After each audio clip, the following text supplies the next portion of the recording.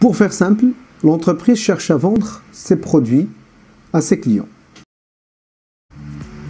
Donc pour une entreprise, on parle du domaine d'activité au niveau stratégique. Donc c'est pour ça qu'on parle du domaine d'activité stratégique.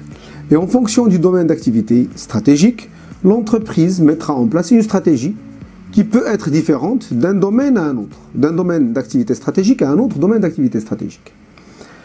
Pour mieux comprendre ce que c'est un domaine d'activité stratégique, je vous propose la définition suivante. Un domaine d'activité stratégique est un ensemble de produits qui partagent les mêmes ressources, affrontent les mêmes concurrents et peuvent faire l'objet d'une stratégie spécifique. Les DAS sont la division des activités de l'entreprise en segments homogènes. Il faut savoir que lorsqu'on parle de DAS, ça veut dire qu'il n'y a pas de synergie entre ces différents domaines d'activité stratégique. Prenons un exemple qu'on connaît tous. C'est boulangerie-pâtisserie.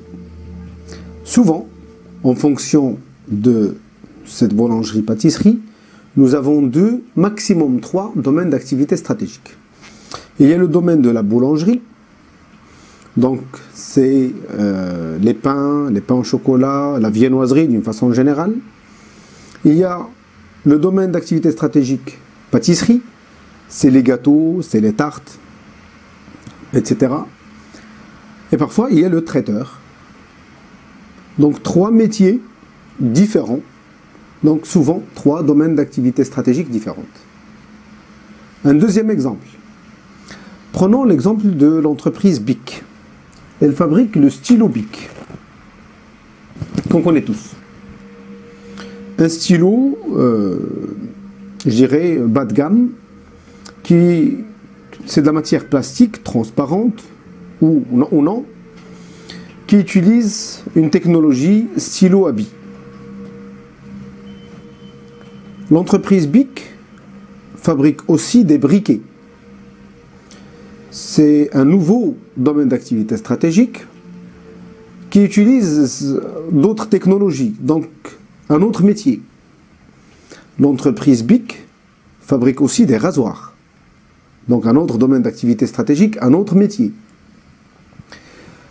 Et d'ailleurs, sur leur site internet, on trouve les 3. Papeterie, ça veut dire le domaine de stylo, etc. Le rasoir et les briquets. On trouve aussi. Je vous donnerai un autre exemple. 2 grands groupes, Samsung et Apple. 2 entreprises concurrentes sur plusieurs domaines d'activité stratégique. Nous avons la téléphonie, les ordinateurs portables, les ordinateurs bureaux, les montres intelligentes, les tablettes. Donc il y en a plusieurs domaines d'activité stratégique sur lesquels les 2 entreprises sont concurrentes. Mais l'entreprise Samsung fabrique un autre domaine d'activité stratégique qui est l'électroménager. Les fours, le réfrigérateur, etc. L'entreprise Apple n'est pas encore sur ce domaine d'activité stratégique. Donc d'où l'importance de connaître les domaines d'activité stratégique parce que, on connaît le métier, on connaît le marché, les concurrents, la clientèle, etc.